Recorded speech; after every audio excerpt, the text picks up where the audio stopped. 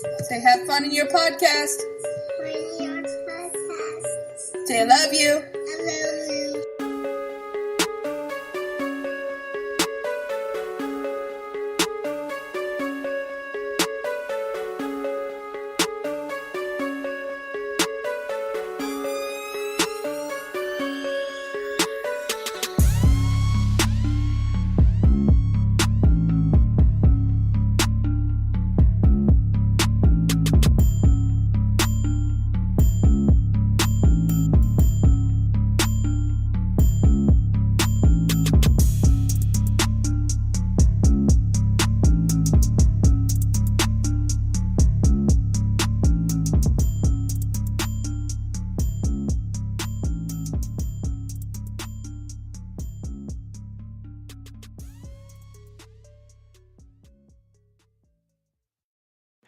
Hey, what's going on out there? Nigga Rockin' Podcast coming at you. I-70 Connect. I'm the KC Stork.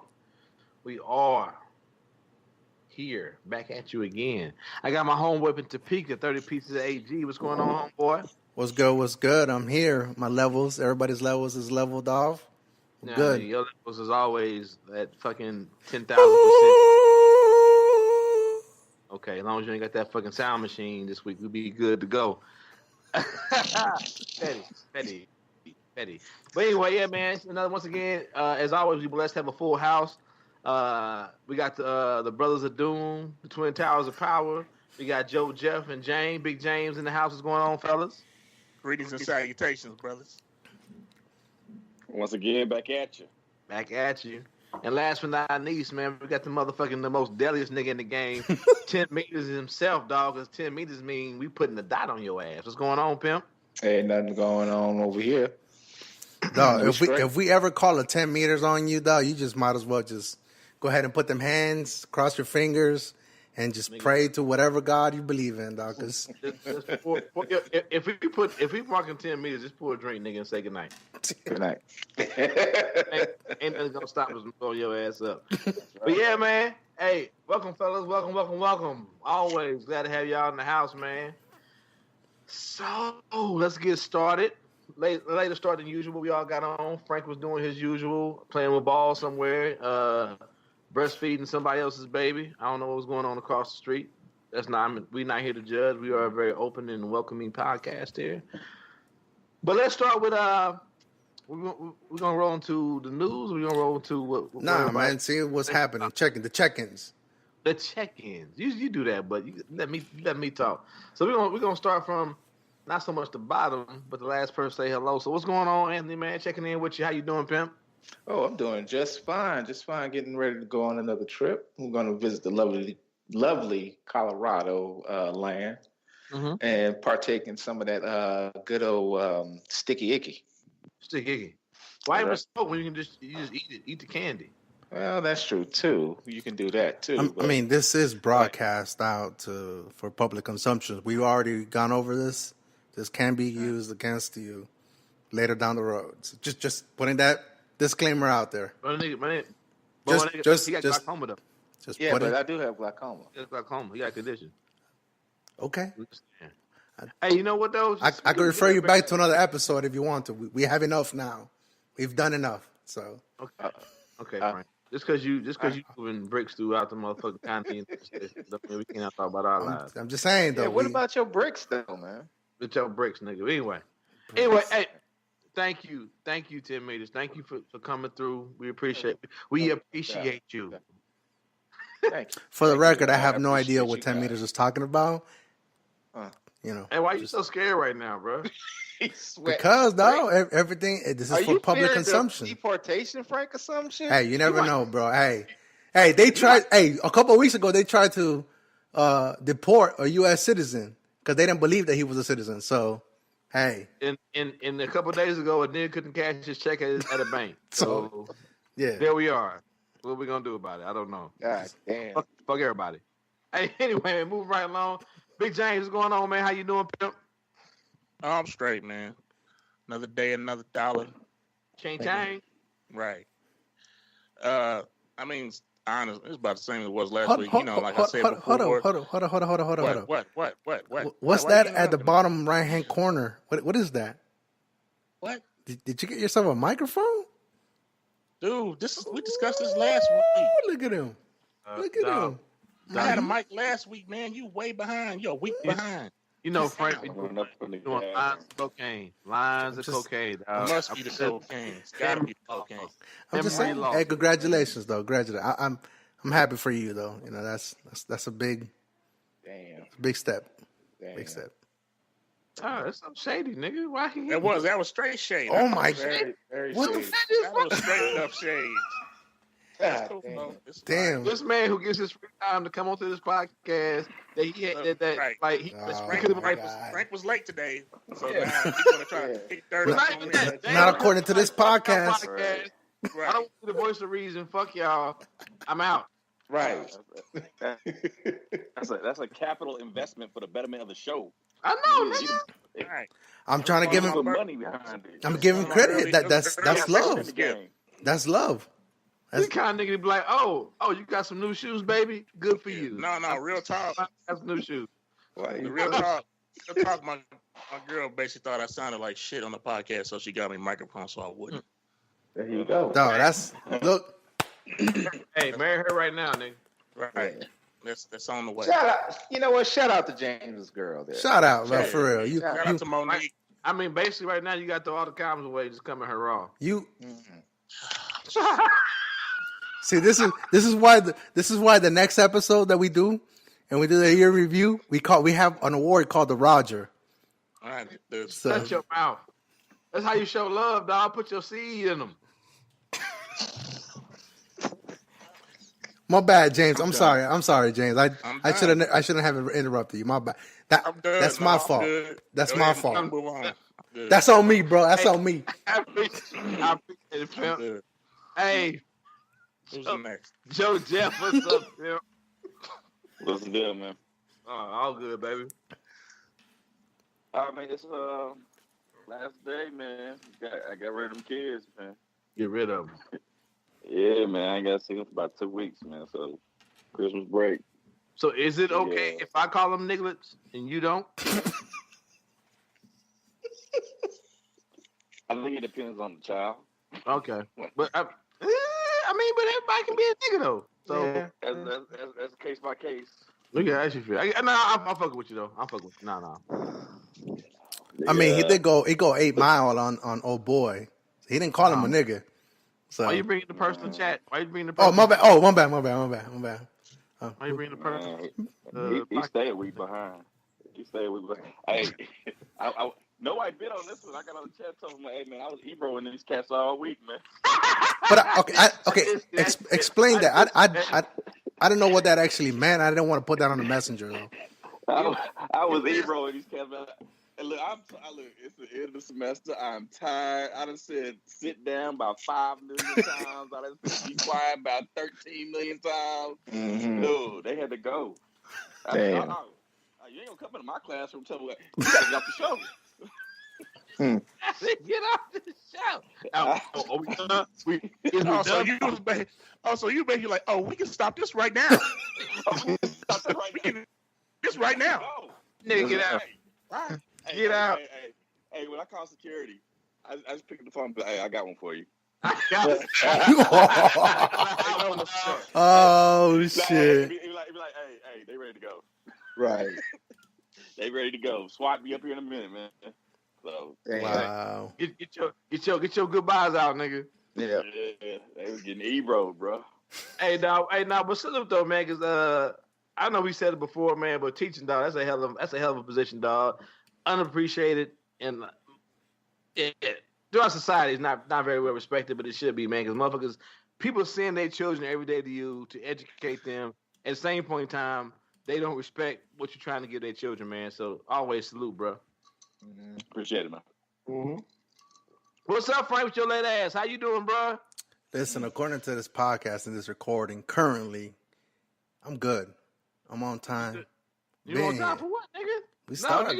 We started according here. To us, we started here. Other podcasts, nigga, I'm here. You late? I'm here. At least 45 minutes. Nah, it ain't 45 minutes. Come on, 45 minutes. It's like 10:08. I was. We call. We email. We send smoke signals. We send Hey, speaking of that, my wife called. It's like, why is Joe texting you? It's like, dog, you had us out here like a bunch of side bitches trying to hit you up.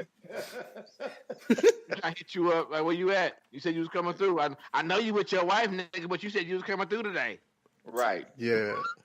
Nah, everything's good. You know what I'm saying? Just putting in the last bit of work, effort in at actual work.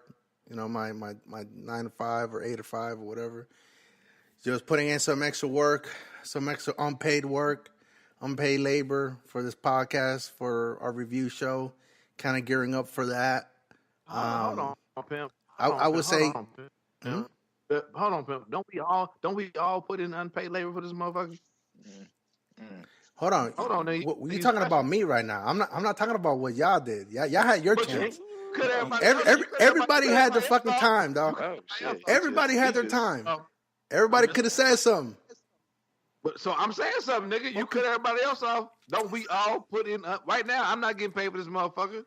No. Oh, speaking of which, I gotta talk to you guys about that offline though, about monetizing. We got our first offer, so it's probably like it's gonna be pennies. It's gonna be pennies, but ain't no bees.com, nigga. Yeah. But no, you know, just putting in. CTC, nigga, cut the check, nigga, cut the check, nigga. Cut that. That's right. CTC out this bitch, cut the check, nigga. No, but we got 3 words for you. Cut the check. Tell Donald Trump we be at the White House tomorrow. What's up? Yeah. I'm joking. We're not but it's so we, you know, just putting in that extra work, just like everybody else, and hopefully, you know, when we get to that review show, we'll see the fruits of that labor and all that work and that research and all that. That's really just been excited, man, to see. You know, I was just in that review, doing my reviews and all that stuff, and getting all the sound bites. You know, I've noticed that we started the year at episode 39. We're at 69 now. This will be episode 69. That's a hell of a feat. Favorite positions. Huh? Keep going. Oh no, so in their jail with Tekashi, nigga, that's spooned up with a nigga in the cell, nigga. That's your. I guess this is our 6'9" Tekashi. I guess. No, but I mean, I just want to before we go further in this episode, I want to say thank you to you guys for making it happen, because you could tell from September on to now we've been more frequent, more consistent. Even though the episodes and the recording time of recording it may not sound the greatest, it may not seem like it's going to be an entertaining episode. Going back and listening to it and hearing it, I still crack up. I was listening to episode 39 or episode 41 with you and Joe, just talking about that dream team, the wet dream team, about the kids. But even though it was a relevant topic and it was, you know, you guys had your own opinion, but it was funny at the same time too. It was entertaining. It wasn't boring. So I thank you guys. I thank all of you guys. You guys have put in as much work as me and Wissa have put into this podcast as well. And I don't think it doesn't get said enough. You know what I mean? So I hope you guys know that we appreciate you guys as is. And then the other thing I wanted to say is I think you guys are, you know, me and Winston are already friends, and I already met Joe, but I think you guys are becoming my real, not just good friends, but like real best friends. The ones that I talk to you guys more than anybody else outside of my wife and whatnot. So, and we laugh and we joke. I'm supposed to be at work. You know what I'm saying? Like, but we laugh and we joke, though. You know what I'm saying? Like, and I'm realizing that my opinions may not be shared with everybody else, but that's all right, though. You know what I mean? Like, they're my opinions still. But that's a friendship. I mean, me, James, and Joe. Been that. I mean, as far as like, I know them. I know them niggas longer than I know you and Anthony, and we ain't never agreed on everything 100. But that's what a friendship is supposed to be. Like on the big things, like the foundation of it all, yeah, we're gonna agree on some shit, dog. Like basic human decency and rights and shit like that. That's for real. But like on all the minor shit we go back and forth about, it's gonna be some differences, man. But a friendship means like it's cool. You can have our differences, and sometimes we're gonna cuss each other out. Sometimes it's gonna get spicy. It's gonna get heated. But at the end of the day, niggas gonna be. It can be that way because niggas know at the end of the day we're gonna move on and go forward, dog. It ain't that big of a deal. All right. That's what a friendship's supposed to be all about. No, and I just wanted to make it a point to point that out that, you know, while we are doing this podcasting thing and a lot of people, me and Winston are friends and you guys are technically Winston's friends, but you guys are my friend as well. Like real talk, I've known Joe longer than James, but I spent more time with James, I think, than I did Joe. So it's like it's one of them weird things, you know what I'm saying? He was in there. He was in the trenches. He was in the trenches, nigga. Mm-hmm.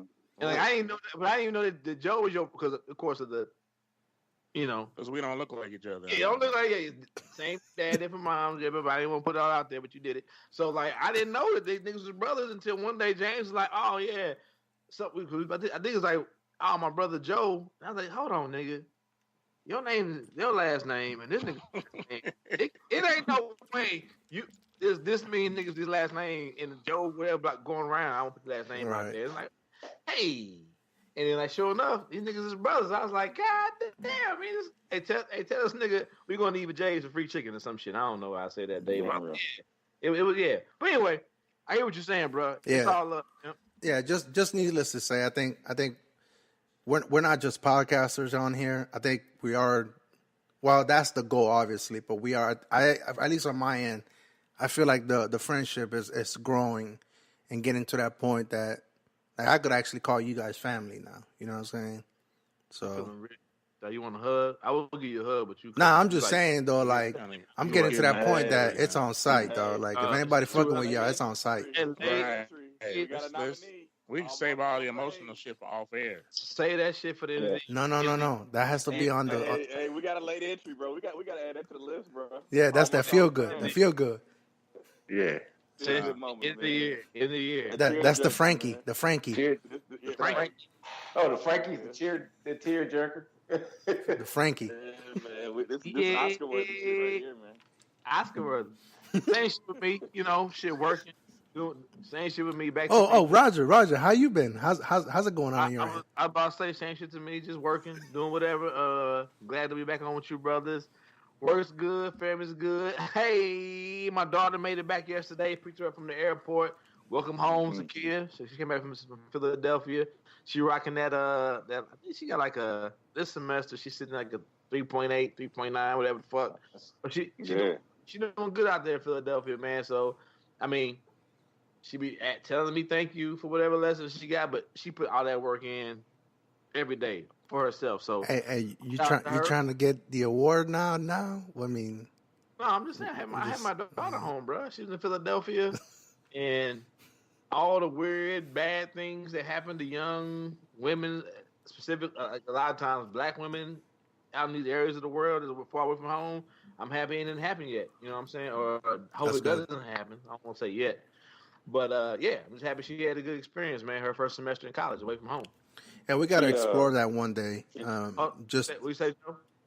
Yo, is she gonna? Is she hooping or is she throwing or is she doing anything athletically? Or is she just gonna do the academic thing? I mean, she got like a 4 academic scholarship, so she just straight doing that. Yeah. I think she said she wanted to like get the experience of just being a student. But I think they have a club team as far as basketball. So she said next year she might try out. Oh, okay. Is she gonna pledge at all or anything? I think she might. I mean, she would talk about it by like her aunt, my sister Sylvia, who's been a big influence in her life as far as a woman, and of course my mom, her grandma, they both Delta, so she's been talking about throwing around being a Delta because she want to keep it in the family. And, I mean, that's cool. If she want to do it, that's fine. That's cool. But if she don't want to do it, that's fine. But I think she want to do like some of like I don't, I'm not deep into like the medical field as far as like the different fraternities that or sororities that go on and that shit. So if she wants to get involved in that shit, that's fine too, because she wants to be a pediatrician. She wants to she's trying to get her major in biology, minor in Spanish, because she wants to serve underserved communities throughout the U.S. Salute to her, man. I mean, of course she's my kid. She want a little I'm a poppy. dog. Of course she's my kid. So but like, if you meet her, and one day I hope we get on the podcast. She's just one of them people where you just like, it's a good person, dog. If I met her as an older person and was like just talking to her, this 19-year-old person who's in college, I'd be like, yeah, she's a good person. The youth are going to be all right. Honestly, for real. Well, you could just record yourself and her on just on the iPhone. I could just do that, but she bashful. I mean, she's the one that told you, "Hey, all you have to do is hit record on the button." She told you.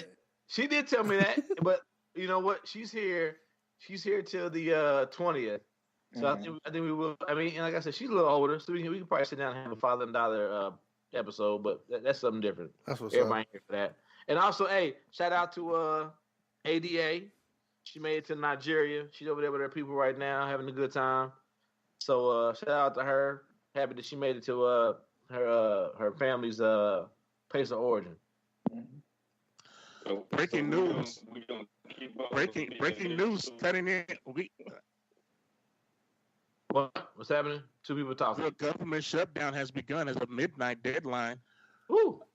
So the government's officially shut down. He didn't get his wall money. Okay, I'm done. Right. Okay. So I like it. I knew you guys wanted. All right. When I appreciate. I mean, Frank got a job. No. Okay, so everybody, I'm safe. You said the government didn't get shut down? It did. It did. It did get shut down. Yeah. It has officially been shut down as of 3 minutes ago. So real quick, look at that. Before we get to look at the optics though. Like Barack Obama was in there trying to prevent a shutdown, and people shitted on him. But you got President this orange piece of shit talking about, I want to shut down. He's proud. He's a proud shutter downer. This is the third number 3 shutdown this year, this calendar year. Wow. The third partial government shutdown. And as an Army reservist, I'm like, okay, But as a dude who has kids with a woman who is a government employee. Mm-hmm. But like Frank said, I understand the rules. She's not. We're not affected by it. We're not affected by it. She's not affected by it at all. But it makes me think about like her and other people that in that building who are affected by it, bro. And this is like, what the fuck? So real quick, I'll give you guys a quick glance. I don't know if you guys know about it. So you have appropriated funds and unappropriated fund. Depending on what Congress decides the budget's going to be, some agencies are funded up to 5 years in advance, 3 to 4 years in advance, 2 years in advance. The VA themselves across the board, we're on advance appropriations 2 years. We're funded 2 years in advance, and that's just because of the nature of our mission. We're a hospital. We're providing healthcare. You just can't stop that, even if we all run out of money. The money's already set aside. So there are agencies, mainly law enforcement, security types of agencies are the ones that are being affected by this, which again leads to Trump's base, basically, like the law enforcement, the hard line, the hard right, and all that stuff. So those are the ones that are being affected by them right now. Mm-hmm. But at the same time, remember that $1,000 check that he gave you last year at this time? Mm-hmm. I hope you guys saved it. Just so you know. Look, before we get into the topic. Let's not get too deep. All right. I'll say this last piece before we get into the topic. Hey, for those that are keeping track, so this week, so you have 6 organizations that are under investigation under Trump that are Trump affiliated. You have the stock markets with their worst, not only week or 2 weeks, but worst month in like over a decade. Yeah. Today on Friday, they closed the Dow closed 500 points less than it started. It's the worst day in the last 10 years, in the last decade, individual day. We have a chief of staff that was quote unquote resigned, let go, and Kelly. Yeah. Then we have the defense secretary after Tang decides to pull out of Syria and declare victory, and already has plans of pulling out of Afghanistan. We lose the defense secretary, which I commend him for doing it. But at the same time, now there's no adults in that administration. I don't commend him for shit, because the whole time this motherfucker been out here fucking with black folks, not giving shit about his own people in his own motherfucking country, and this motherfucker sat there and didn't say shit.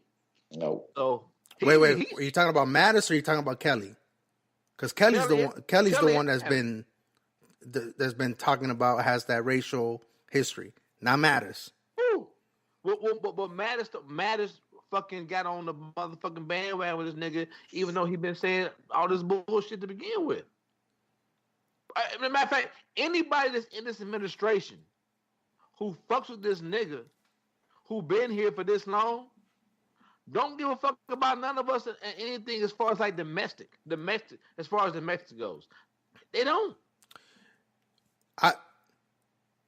Y'all gonna feel okay. So y'all gonna throw shade at me for this, but I feel because of who Mattis is and what the position he had. But he was military man. This is how I feel. Now that he's gone, we have no adults in this administration to say anything against him. I feel that because even Whitaker, hold on, because Whitaker, the acting AD, he already said, "I hear you, ethics, but I'm gonna ignore your advice. I'm still gonna oversee this fucking administration." I feel what you're saying, but people who fuck with a fuck boy are still fuck boys to me. Like in our chat group, when you say I don't fuck with niggas who don't take care of their kids, But part of me, I think part of me, you have to put country over him, and I feel like at least Mattis, and I might be biased.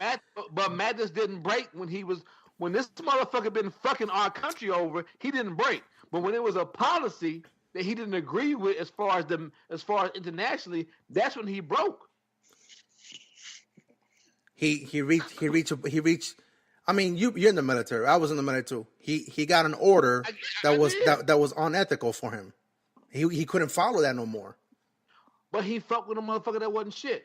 Off top, what like we said. Well, Matt has been calling him out. He's been calling him out. He's called him a dumbass. Tang. Mattis has called him. Kelly called him a dumbass. No, Mattis ain't called him a dumbass. Kelly has. All right, I won't do this, but Kelly still fucking with somebody who ain't shit. Like we said in our group, we not gonna fuck with people like the very basic thing of taking care of a child. We said in our group, we not gonna fuck with niggas don't take care of their kids.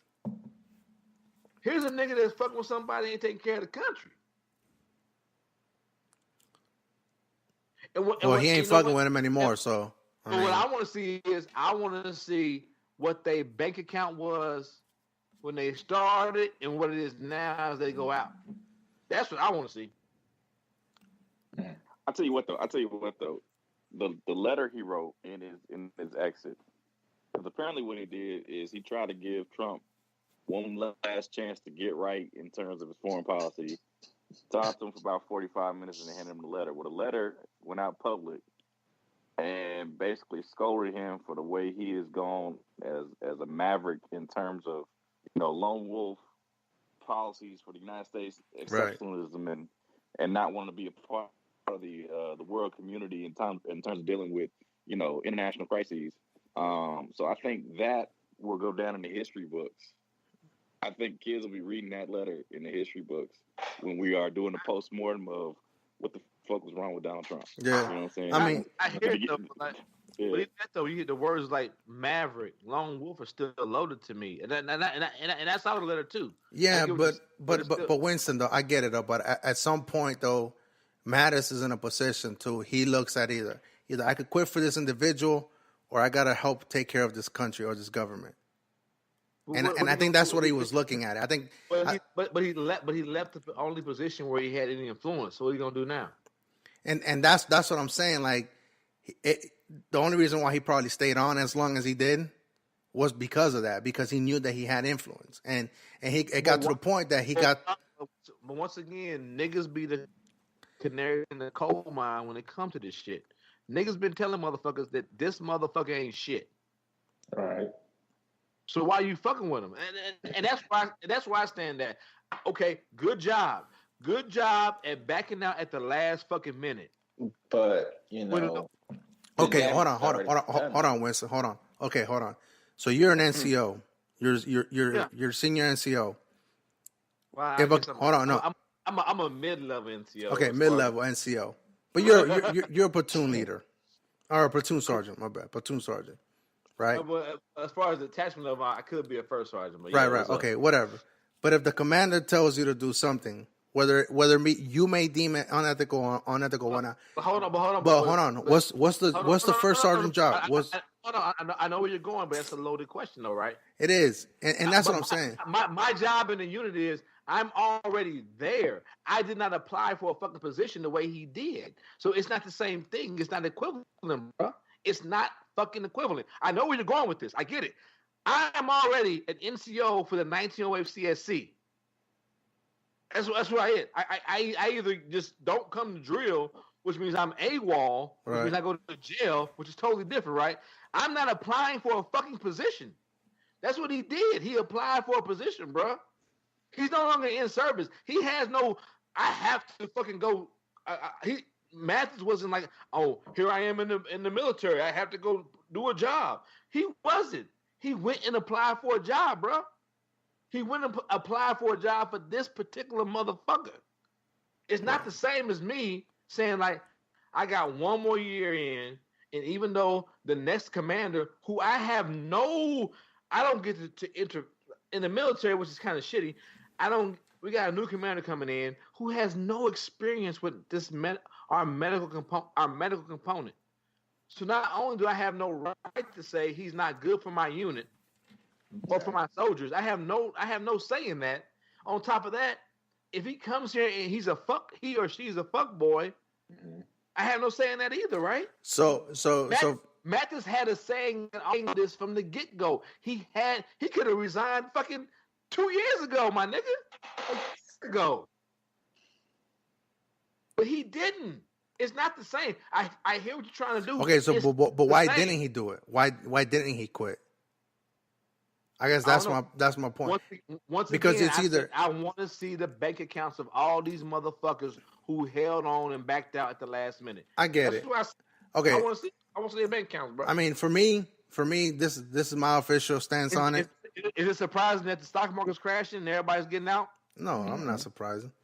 But here's my official stance on it. I think Mattis stayed on as long as he could, until it became to a point that it just became too much for him. That's just it. I mean, Frank, what did he do in that position? What has he done in that position?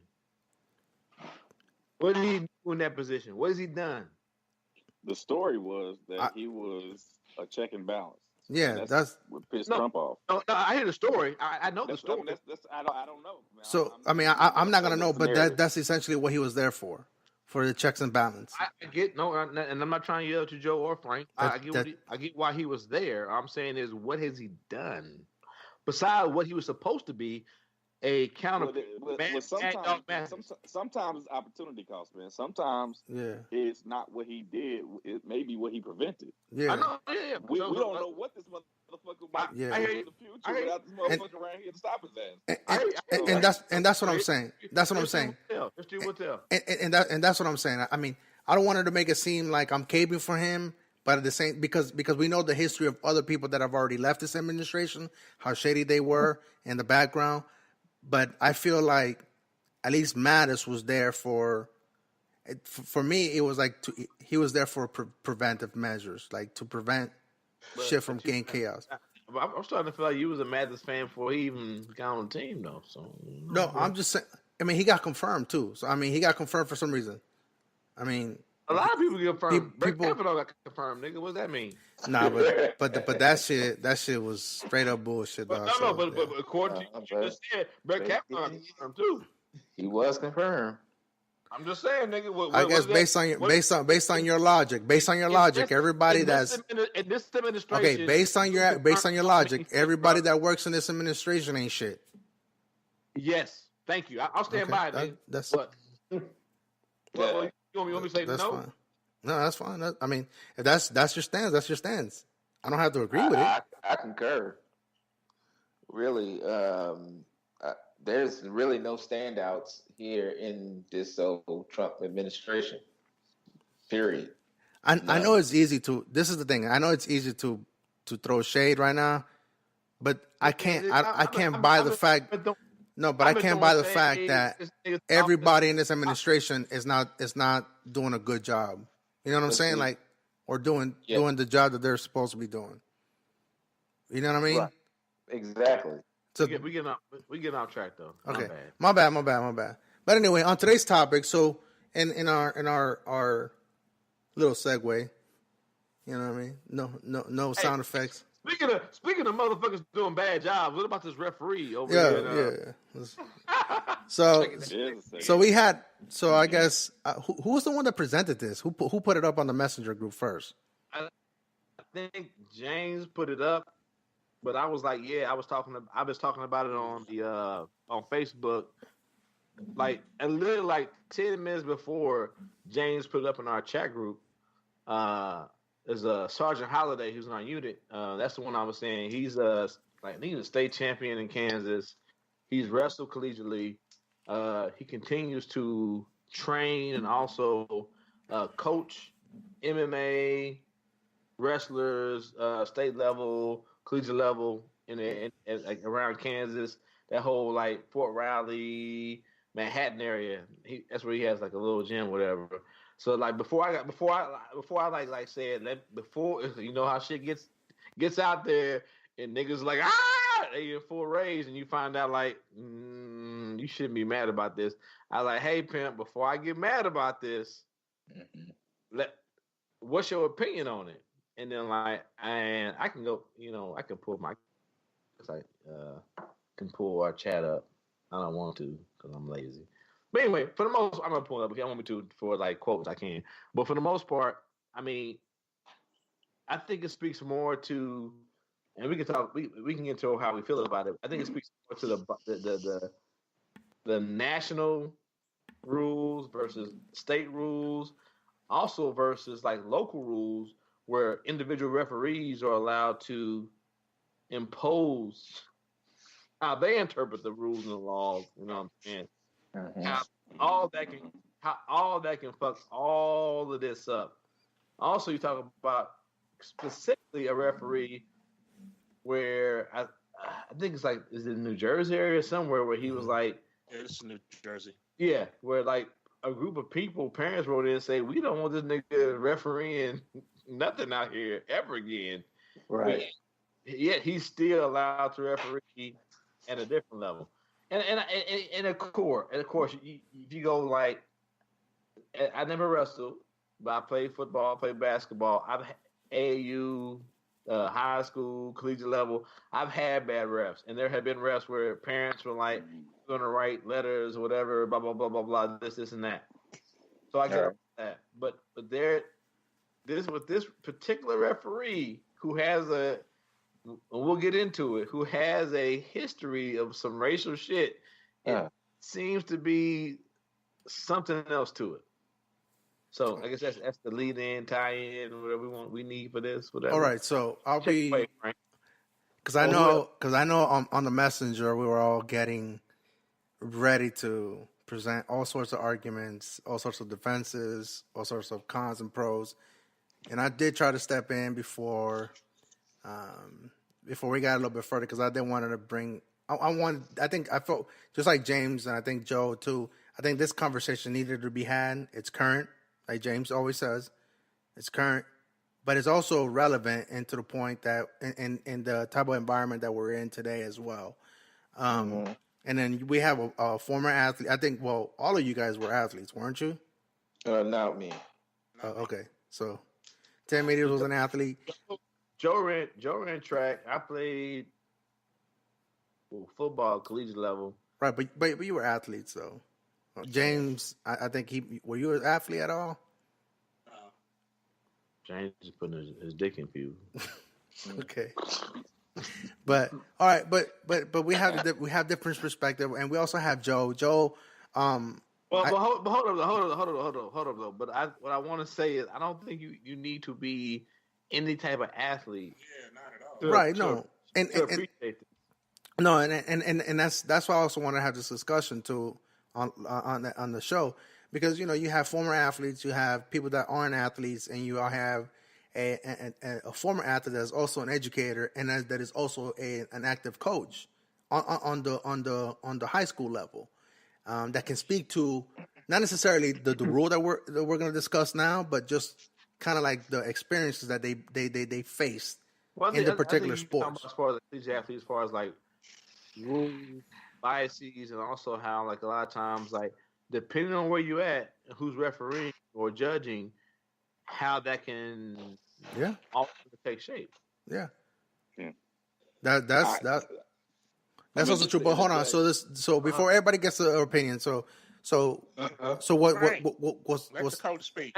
I know the coach is going to speak. Hold on. Let the coach speak. But the story is in New Jersey high school wrestling. I just said the story, Pam. Right, but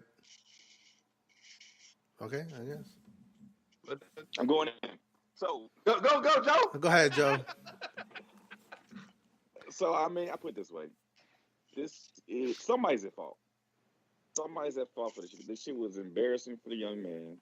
It was an experience he shouldn't have had. He showed uncommon valor by submitting his identity to the team and going out there and then not only competing but also winning his match to have his team win. I guess it's a duel, but I mean, that kid shouldn't have had to go through that situation because somebody fucked up. So I think what we're here to get to is get to the bottom of who's at fault. And so what I see is a lot of people. I checked out the comments that I don't know if I can raise the volume, buddy. Hold on. Hey Joe. You know what? I realized that we didn't speak fully about what happened. So Frank was right. Oh, okay. I'm sorry. So I admit when I'm wrong. I admit it, nigga. Not to disregard what our current educator and coach as well has said. Nigga, matter of fact, nigga, I'm a coach too, nigga. So eat a dick. Sure. Anyhow, so we have a wrestling match, a high school wrestling match in New Jersey, in the state of New Jersey. It's just two rival schools basically, and it's a conference and it's a conference match duel. All right. Before the match goes on or whatnot, but I guess there's a stoppage because the referee may have noticed something that was either damaging to the other opposing athlete or whatnot, or just something of a concern. He stopped the match and he called the injury timeout. Injury time in wrestling, that's the only time that where either if you get a cut or a bleed, you have that time to cut it, or otherwise, if it goes past a certain amount of time, you basically forfeit or whatnot. So during the injury timeout or whatnot, or during the injury time, the referee makes the notion that his hair piece, because he was wearing a cap, was not within regulations. So the athlete took it off and was going to put something else on, but it wasn't meeting the standards of the law or whatnot, or the rules, right? So that being said, I guess apparently according to the article, the coaches and the individual coach they argued that. But he had a cover over his head for his dreads, but the rule changed 2 years ago that is not enough. The head cover must be attached to your headgear. To the headgear, right? Right. And because it was not attached to the actual headgear, he deemed it as illegal, and it was right? Not a legal covering. Right. And so they didn't have one, And so the only options on the table were to either forfeit the match or cut his dreads. And on the video, they did cut the dreads, but they didn't cut them all off. It's just the ones that were in front of everyone, in front of everybody. It was humiliating. In the middle of the fucking floor. It was humiliating. But the coaches did give, which this can be argued. The coaches did give the athlete the option of choosing what to do after arguing. And the athlete chose to cut the dreadlocks or whatever, cut the little strands. We talking about that though. That's like the false illusion of having actual choice. Okay. Come on, man. I'm just presenting what happened. That's all. The matches. No. My bad. I know Frank's not saying that. He's just presenting the story. I'm just saying. I should have said anything. Right. So he cut it or whatever. He came back, dominated the match, won in overtime. Boom, got the victory, got the points and the team ended up winning or whatnot. Now here comes the argument. We all seen the video, and I'll put it in the show notes. We've all seen the video. We've all reacted. I really want to get the opinion. So now we know the facts. We know that the headgear wasn't attached. It wasn't in regulations. The match has started. It wasn't that it was premeditated. It wasn't done before the match started. But at the same point in time, if anyone knows anything about wrestling, you just don't come in and have a single match. This boy, especially, you don't have a single match where the match you're wrestling in determines if your team wins. This is probably a tournament that he has wrestled. No, it's a duel. It's not a tournament. It's a duel. It's just school against school. So it's a duel. It's school against school. Match up people in weight class. Right. It's just school against school. It's not tournament. It's not open weight. I feel even more than that though. He just didn't start wrestling that day though, right? Right. Let's place that. Okay, so he had been wrestling he is a junior, so he had been wrestling before, and his dreadlocks let me know that as a brother who had dreadlocks. The motherfuckers didn't just spring up last night. Right. And the other thing, the other thing too. As long as they didn't spring up last year. Right. And the other thing was too that the coach also on this article that I'll put on the show notes too as well said that he had wrestled other tournaments and other duels that with the same hairstyle and same head covering that wasn't attached to the headgear, and it was just fine. It was arbitrary, basically. It was the enforcement of a bullshit rule, if I could say that, because we all agree that it's a bullshit rule. It's the interpretation of it. It's kind of the same rule as far as like motherfuckers in the military when they have like a shaving profile. Yeah. It depends on the commander. This is where I'm gonna put it all in the coach's lap. Okay, so hold on, James. Hold on. So what are we gonna argue now? What are we gonna argue? Are we gonna argue what happened to the kid, or are we gonna argue the interpretation of the rule? The rule is fine. I mean, if the rule is the rule, James got it. Hold on. Okay, go ahead, James. My problem is the coach should know the rule. Okay, hold on. So let's keep it sane. So are you saying the rule? Or are you saying you're okay with the rule? Yeah. Okay. Winston, are you okay with the rule with the head covering? Here's my thing is, okay, I'm okay with rules as long as they are interpreted and they are. Well, I mentioned it. I'm getting to all that actually. Yeah, I know. If James, as long as we get deeper into it, I know where James don't go with it. So here's the thing: is though, like, here's a kid who's wrestled all year with the same hairstyle, with the same cap. I'm sure for the most part, and it's got along with it, right? So you have something where it has to deal more with the wrestling committee or whoever governs the rules at the state level. That's the issue there also, right? But also, and we can talk about it later on too, the coaches, and I get it. I get it as someone who's coached young men, and not to the degree that Joe Jeff has coached young men and women much longer as I have. But I get it to the fact where it's like you want to allow a basically, I'm a years old. So if it's me and this young boy, to me, I see him as a child. You want to allow a child to make a choice, but you have to understand, as a child is going to look at his teammates and say, I won't let them down. Okay. So to me, as a coach at that point in time, I would have said, hey, fuck this. I want to say fuck this out loud. We leaving. This shit ain't right. We getting back on the bus. Because you can't put that in the hands of a child. That's what that is a child. My bad, you're right. Okay. All right. So 10 meters. And again, we can expand on it, but I just want to focus on the rule itself. We have a rule that's in place, and everybody knows about it. This is this rule, as probably Joe's gonna attest. This rule is presented before the league even starts, and it tells them. And on this article, it tells them this rule's been in place since the beginning. It's just the enforcement of it. But this rule is also was only implemented in 2016, so it's not a long-standing rule. Just so you know. Okay, so I mean, it's basically what you're saying is this is a rule that, regardless of how long it's been in place, it's been established. It's been voted on. It's been Let me give you some insight on. All right, hold on. We'll go to Joe. We'll go to Joe. We'll break. We'll go to Joe. Go ahead, Joe. So when there is a new rule, now I'll tell you how it's been in recent years in Missouri.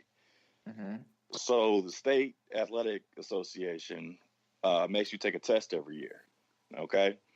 And so for us, and I assume that what we're doing is probably in line with what people are doing around the country. We used to have meetings where we would go to a certain place and you had to sign off that you had attended the meeting, and they would talk about whatever updates had happened, and there'd be a PowerPoint and that type of thing. These days, it is done on a slideshow. So you have to log in. There's a professional development that you have to go through the slideshow, watch the videos, take a quiz. And so when you say it's not that new a rule, they make sure that any time they update the rule book, that you are made well aware of what the rule changes have been. Right. So if it's been done in the last 2 years, if this coach has been coaching for longer than 2 years. Yeah, no, I'm glad you said that, because this gets me to what I really want to say. Okay. I know, James. So he has been. Well, this is on the coach. The coach should know the rules, first of all, and also the coach should understand. And I'm gonna take this even deeper, and maybe you don't agree with this. This is the way I feel about it. This coach has a black student, probably the only black student on his wrestling team. You going into a match with a referee that has a well-known racial incident showing that he is biased towards black people. You should make sure there's no reason for him to fuck your athlete over. But you make sure that you. I mean, you should know all the rules anyway. But hold on, James. I would say, like, cause we're talking about the rule, and we're saying, but we haven't like actually read what the rule book says. And what I'm saying is, with that, I'm saying, like, you talk from an army standpoint. I'm saying that they have regulations, but regulations can be interpreted differently by different personnel. So the coaches may have read that same rule book and said, for this whole year, he's been right? For whatever he thought was like on his head and attached or whatever the fuck I was supposed to be attached. For some odd reason, it's been good this whole time. But this one referee was like, oh no, I'm the burden of justice. So I'm saying, like, That's what I'm saying. I'm saying this referee already has a reputation. I don't know, but I'm going back to your point. I don't put it on the coaches that way, as far as what you're saying. I put it on the coaches as far as like saying they put the decision into a young boy's hands. The coaches also, I think it's all of that. I think all of it stops and starts with the coaches. And hold on, my bad. Before we got into it, I think Anthony was trying to say something. Yeah, go ahead. My bad. Go ahead. That's okay. Go ahead. And again, Anthony, it's just on the rule. I get it. We're gonna get it, and everybody's gonna have their option or the time to expand on things. Just on the rule itself. Right. So what I was saying is this rule is established. No matter how long it was established, and I'm pretty sure that communication through the coaches and throughout the league has been, established as well, that of these amendments and everything like that. So I agree with you guys were saying. Yeah, the onus is on the coach. The onus is on the coach because he has to communicate these rule changes and these amendments to his players or to his team that they are in place, and he failed to do that. Yeah. What you hold on, Frank. What you showing me is what these niggas is trying to put out. This is the statement. I'm reading it before I present it. Hold on. Let me get it's not wrestling. But let me give you a someone. Winston, Roger. Hold on. Stop. It makes sense. As someone, because sometimes you have these rules that are made that have gray areas. As someone who loves to rock his beard, and Anthony also has a beard too. Yeah. I work in an environment that has a sterile field, right? Or sometimes I work in an environment that has a clean field. And there's a difference. The clean field means that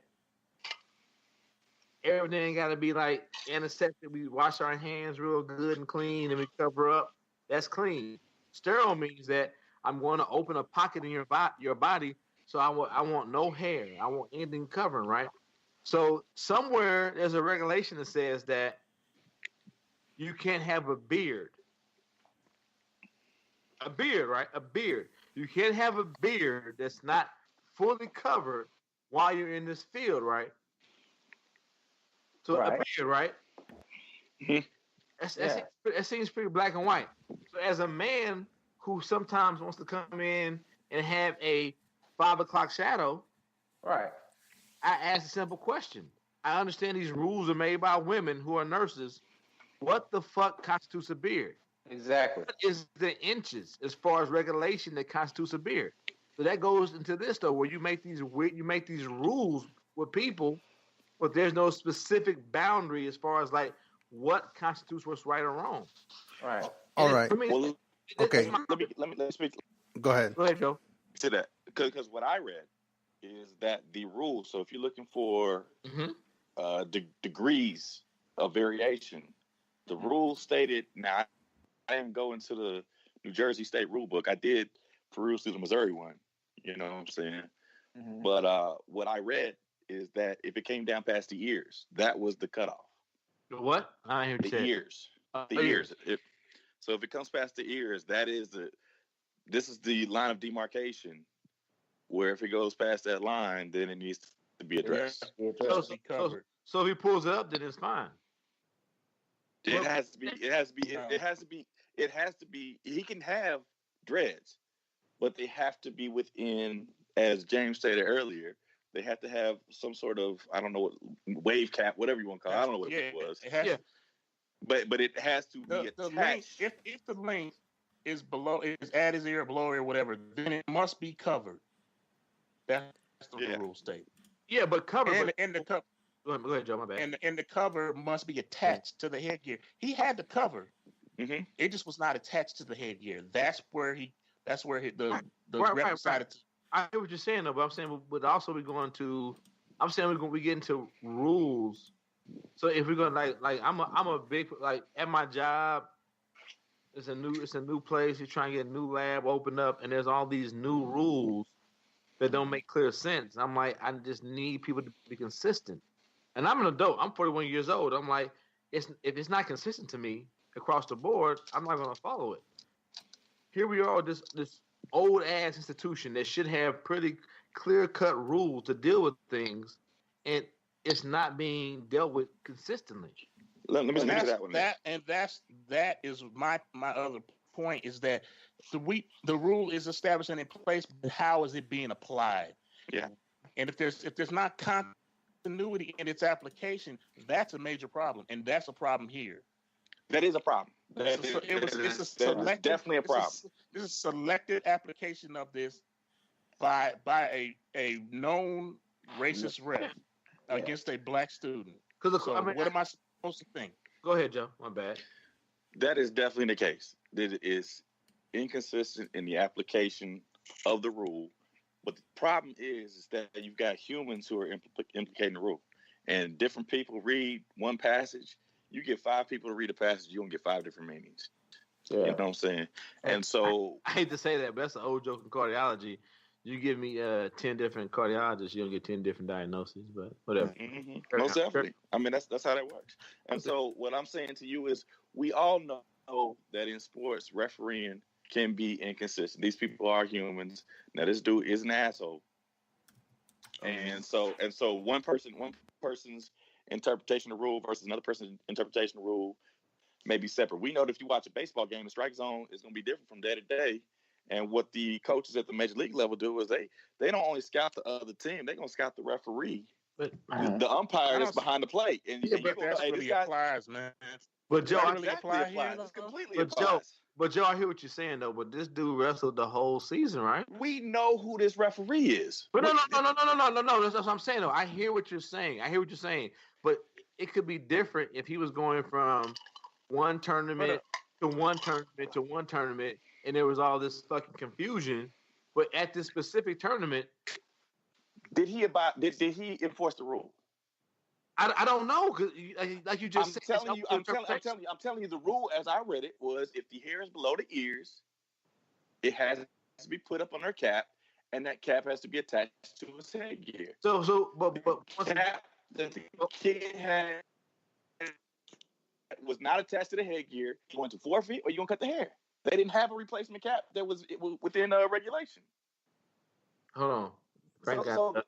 So from what I see, the official enforced the rule. He's an ass. He may have gone above and beyond. So it's the one time for you the racist wins? I'm not saying that racist wins. I'm saying to you, obviously he lost because the motherfucking team won.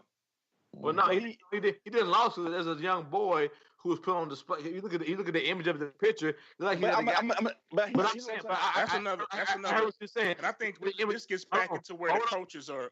Look at the image of this young boy who looks like a young black man at a goddamn slave auction, getting fucking prodded and cutting his shit cut off while everybody stands and watches him. Nobody. That black boy may have won, but you saw how dejected he was. He didn't. Yeah, I understand all that. I get all that. I said from the beginning, somebody's wrong. Somebody's wrong in this situation. But here's my thing.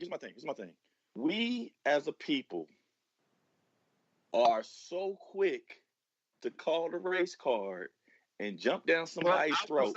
But Roger, let me get it out. Let me get it out. I'm saying it's the race card though here. Let me get it out, Roger. Let me get it out. Let me get it out.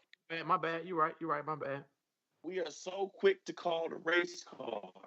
And I'm not saying that race is not a factor here. I'm saying that I've gone to when I take my teams into the city and compete versus when I go out and take my teams into the rural communities and compete, it's officiated completely different. And my team is scrutinized way differently when we are in one environment versus another environment. But what I'm saying to you is I know when I'm heading out to that environment to prepare my team to be ready for those circumstances. You know what I'm saying? So this official did not. That's why I put it on the coaches. Well, hold on. Whoa. Let me get. This official did not officiate the way the one at the last meet did, or the one last meet before him. But what I'm saying to you is because we got away with it all season is not a defense. Joe, all I we were able to get away with it last week. Joe, all I want to say is, how did the coaches know they're going to pull the racist ref? You know that it's an eventuality. No, I'm just saying, how they know it's that? It's an eventuality. I'll let you. Roger. Joe, I'll let you talk. Joe. Let me answer your question. I'll get you right back. It's gonna be a quick answer. If you stay ready, But all I'm saying is, bro, I've heard you say on this many times. Just because it's a law or a rule, don't make it right. I've heard you say this many a times, my nigga. Okay, so are we arguing the rule? Are we arguing the implication of the rule? All I'm saying is, so this one time when this boy has been allowed to wrestle with this headgear and been above the law, been above board, but all of a sudden, when it's this one time when his team needs this win, what makes you think he was above board them other times? He just wouldn't call for it. I said above. If I throw a pitch off the plate and that motherfucker is. But once again, you talking about versus like what I see is a strike. versus as what I don't see as a strike versus as what I interpret as the law. I mean, I don't get what you're saying, bro. I'm saying to you, just because I've gotten away with it doesn't mean I was in the right. And just because I'm not a racist. I got kids that come to school every day, and the rule at the school is these girls like to wear them little ripped up jeans to show their thighs and all that type of stuff. So ripped up jeans for somebody with his dreads up? We talking about rules. But I listen to your hairless, beardless situation in the hospital. I'm giving you my analogy to what I go through on a daily basis, man. So let's do this. So what I'm saying to you is these kids come to school and they got ripped up jeans, and what they'll do is if you see them in the classroom, like, hey, you need to go fix that. You be like, hey, I walked past the principal, he didn't say nothing. The principal might not have been paying attention. I walked past security. Security might have been looking at the other person right next to you who had who had a bag of weed or something. I don't know. But what I'm saying to you is just because you got away with it doesn't mean you were right. So they had ripped up jeans that had tape over them versus ripped up jeans that had patches over them.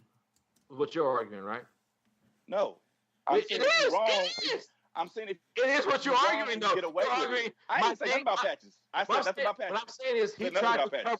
What I'm saying is he tried to cover his hair up as opposed to I got ripped up jeans, which I know are obviously illegal, which I tried to cover up with tape versus my jeans. Was the cap inside the law? The cap was not inside the rule. But what? I mean, you know what I'm saying? The cap was a violation of the rule. So could he attach string to it? It would have been attacked? No, I don't know how this shit. I don't wrestle. That's what I'm saying. We don't. I'm saying we don't know. I'm just telling you that I'm saying we don't know. And for somebody by that logic, I'm gonna trust the reporters to give me the information that's viable. And I'm saying to you, based on the information I was given to me, he was not properly equipped. And the only only one person that came, it was only one person that came out and said he was in violation of the law. But he's the one that counts, though. But yeah, that's the one. That's the one that counts because he's the referee. No, that's not true. That is not true. That is not true. Go back and read Frank's article, man. Because they went back and they asked the state and it said the referee applied the law, the rule as it should be applied. Yeah. Let me step in. Let me step in real quick. Check it out. And this is really my final point on this. Actually, it was that the referee applied the law the way it should be applied. And the coaches set this young cat up for failure. It's on the coach. I've already they knew. No. They set this dude up for failure. I agree with you. They know that that's against the rules, and they've been sliding through. But you never know when that shit was gonna come back and bite you. That's not on the kid. That's on the coach. And now this whole debacle happened because we know what this ref is already. Everybody knew who this ref is. Whether you draw him today or you draw him next week, you draw him next year, you're gonna see this dude eventually, or any ref that might decide to apply this rule at an inopportune time for you and your team. So you make sure that you are in compliance all the way around. So there's no excuse for anybody to screw you. That's the bottom line. That is the if bottom you stay ready, you ain't gotta get ready. That's the bottom line. But I already said the rep. That's the bottom line. Really, that's all there is to it. There's really nothing else to be said right there. But there is a lot to be said to somebody that comes to a motherfucking game or a track meet or to any type of event and no one address anything to before the fucking match. But still, the coach should know the rules. At the end of the day, the coaches need to know. It does matter because it has to be done before the match, or it does matter. I've had football games where referees come out and said we reviewed the tape and the play that you ran last week will not be allowed. Once again, I'm saying is this nigga didn't grow dreadlocks over the last fucking week. Somebody should have came to the coaches of the boy prior to the match and said, before he even stepped out there and said, he can't wear that shit. You know who did? Who? The National Federation of I'm saying he already knows. It's in the book. They did. That's what Joe was saying. For the information in the book, man. Right? Yeah. And hold on. Let me step in. So according to the article, I get it. It's not on the rep. No, okay, The all right. responsibility is the coach. All right, hold But on. actually, it's on the refs to enforce the law, right? All right. They And are he there to enforced it, enforce the unlike law the and all people that stuff, but who his predecessors. But peep game though, just like and Joe, you could probably attest to this. Look, the rules, just like how you said earlier before, that you guys take this test and you guys gather with each other around or whatnot before the league even starts, or you start league play or whatnot. And the rules already been, this has already been going on for 2 years. They told you about it, and to Joe's opinion is, the rules coming. Just because you got away with it once doesn't mean that you're not following the rules. You know what I'm saying? It just happened to be the individual, but at the same time, it's like you got to think. They've already like the coaches knew about this rule. I'm reading this further, and it's a simple thing of like it's the same thing as about a kid properly shaving. Robert said, if a kid hasn't shaved, he has to shave before the match starts. Yeah. If he doesn't, he has a minute. So if a kid hadn't shaved before he came to that motherfucking wrestling event, they would have been alerted that you need to shave before you start wrestling. That's all I'm saying, bro. That's all. Let me tell you how that works. Right, up until he shaves. Is not going to go around to everybody on your team and make sure that your team is properly equipped. The referee will, at the beginning of the meet. Now, I can't speak to wrestling. I'm telling you track, okay? At the beginning of the meet, they will come out and they will say, make sure your team is properly equipped. And they will say, we're going to go by NHFS rules. We're going to go by Mejia rules, New Jersey State High School Athletic Association rules. And so you, as the coach, are responsible to know those rules and make sure that your team is properly equipped. If that kid had dreads out, that's not that referee's thing to go around to the kid. Then we talking about him then. But he didn't have dreads out. Hold on. Because let me be real clear. Let me be real clear. Personally, I had a motherfucker at districts about 2 years ago come for my kid in the same fucking manner, and because he started targeting, you know me, I get a little heated sometimes. This motherfucker tried to pull a rule out of his ass. Not you. Nigga tried to pull a rule out of his ass, and I called him on this shit, and I read the rule book, and my interpretation was different from his rule book. We got on the phone call the fucking state agreed with him. So then he started fucking with my kids. So my best kid had dreads. And so every time this motherfucker ran, he was watching because he was the best athlete at the meet. So every time he ran, this motherfucker counting his events so that he could try to catch me slipping. He made an announcement at the end of the meet, called me down. He said, your kid better not be running the 4x4, otherwise we're going to disqualify him from the meet. He's not going to stay. Well, so they will do that shit, man. These motherfuckers will look and plow your ass. But it's on you, Joe, as the coach, to make sure that you know the rules and you abide by them and you interpret them correctly. And here's where I'm gonna jump in. Hold on, let me jump in. No, you can't jump in. Me and Joe have a conversation. No, you can't. Hold on. No, I'm now I got the New Jersey. I got the New Jersey state rule for wrestling. I got it pulled up. So in wrestling you have to weigh in. All right. So weigh-ins are up to half an hour before the match, the duel begins, right? The match begins. And so on here, on the New Jersey state rule book, it says the actual weight of each contestant must be recorded by weight masters or designee of the weight informed. An assigned official will check the wrestler for proper hair grooming, facial hair, and fingernail length. An approved hair covering, as per NFHS Rule 4-2.2, is to be presented at weigh-in. Here's the thing. Here's to Joe's point. Whoever, that's before. The referee is not present at weigh-in. The referee is only present at the match start. And that's all I was saying, that there's a body that shit governs this shit beforehand. Because when I was coaching my daughter's that body's name is the coach. Right. I get what you're saying though, but coach, hold on, James. I'm saying the body is the coach. Look at this next one. At these events, there are supposed to be people when the kids weigh in to say you meet the appropriate height and weight. Your hair is the standard, and this and that. That's all I was saying, bro. But the coach should be keeping you in. The coach should be keeping you in check. But if my kid weighs in and passes inspection, then what? But look at the next. Look at the next rule. Look at the next rule. people who are checking them in are other kids. But the next rule is. the JV guys who are. But now you starting to yada yada yada. But the next rule is wrestlers only in the weight room. At weight check, no coaches. It specifically says that.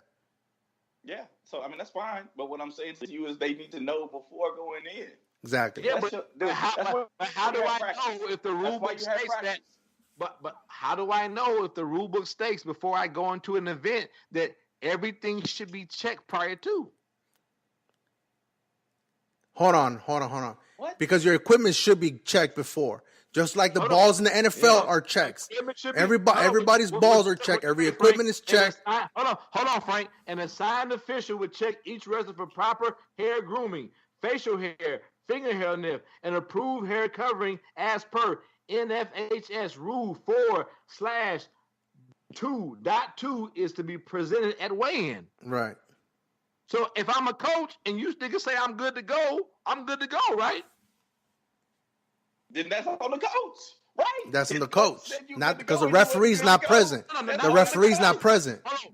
Read what the screen says, Joe. Read what the screen says. I listened to you. If you tell me my player is good to go, as he weighs in and approved, all his hair grooming is approved, we good to go, right?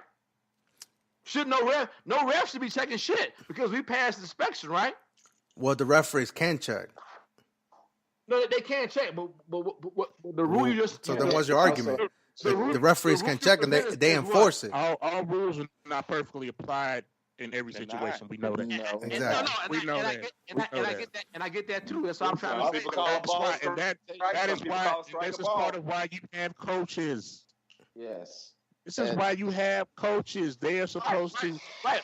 You have coaches. But otherwise, you just run a bunch of kids out there. And it'd be chaos. You have coaches for things like this. Coaches are not just there to coach. You know that.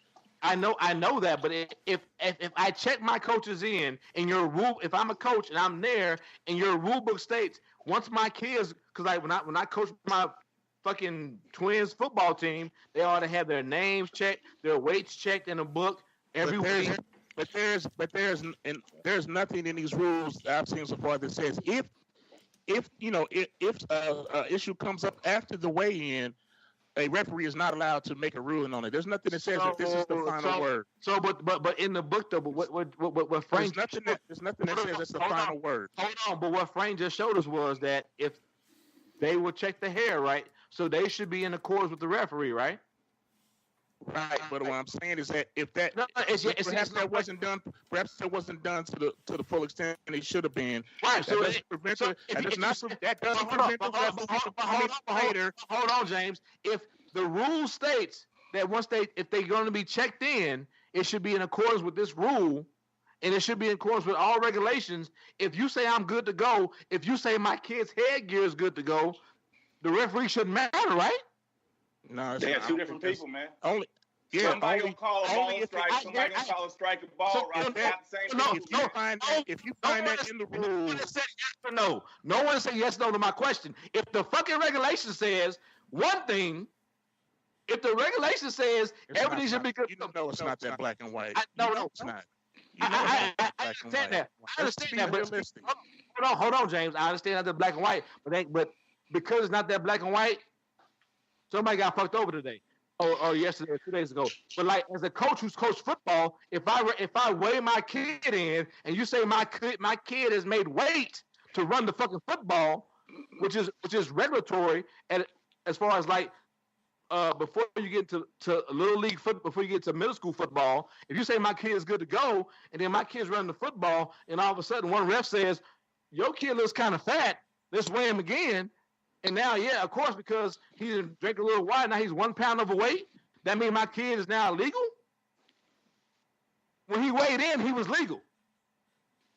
No, I don't think you can apply that here. It does apply that here. Here. Okay, dog.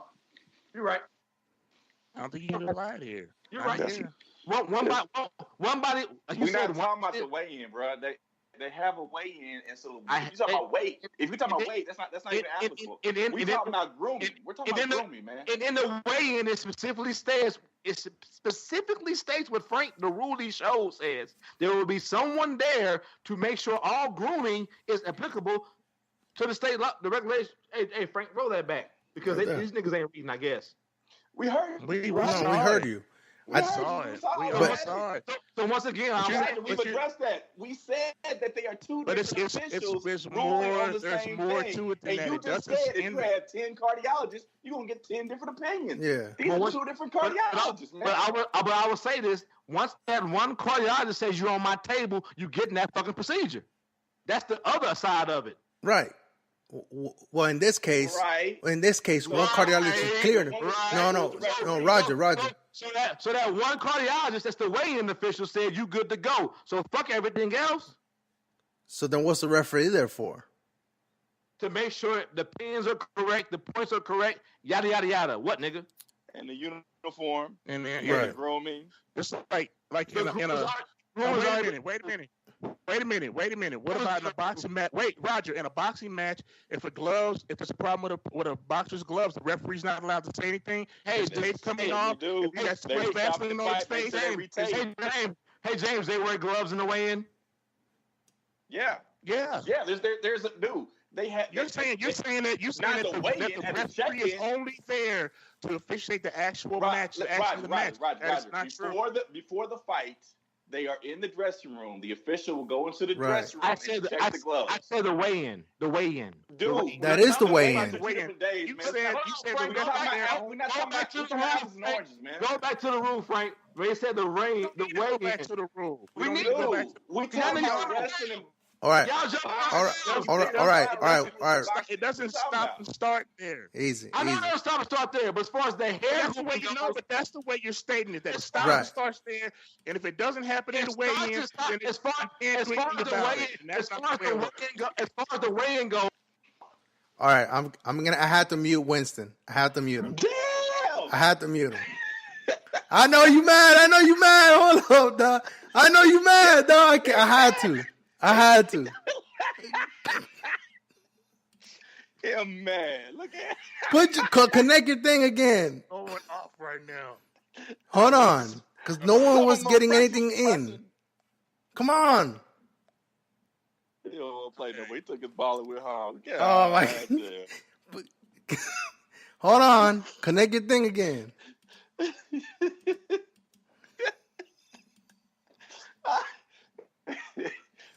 You gotta connect it again. Hey, Frank been on them lessons, man. He was the black guy who tips. That who you talk to, man? Who was it, man? No, the Say Something Nice podcast. The Say Something Nice, the Say Something Nice, man. Hey, Roger wasn't saying something nice. This is how you deal with it, huh? He ain't connecting. Hold on. He's off right now.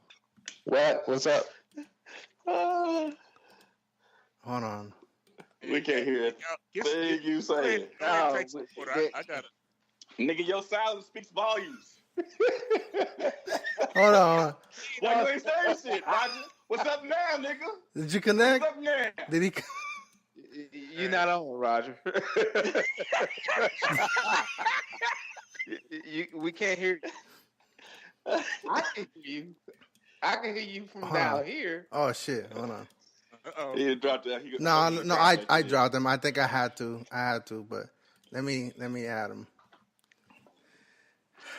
No, yo, you there? Yeah. Yeah, fuck them niggas. Roll back to what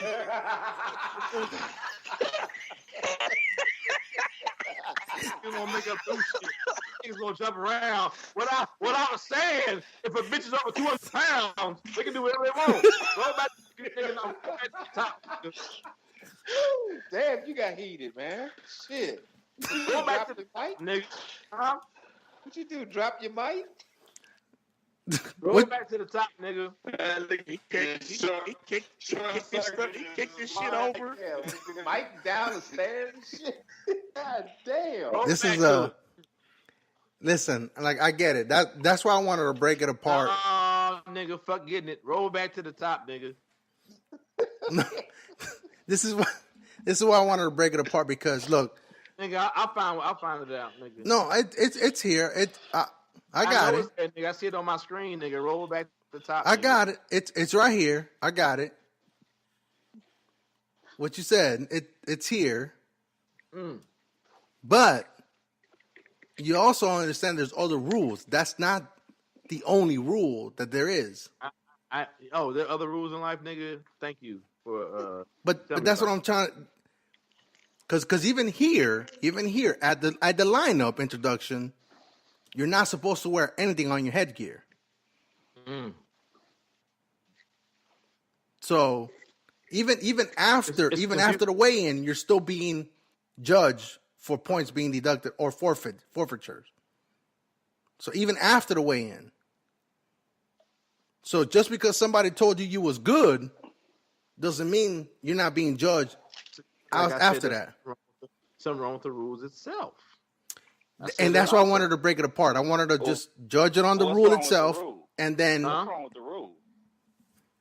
The rule is one person shouldn't tell me I'm good, and then I go out to a mat and say, "No, that's not the rule. That's the implication of the rule. That's how we put the rule in place. That's not the rule.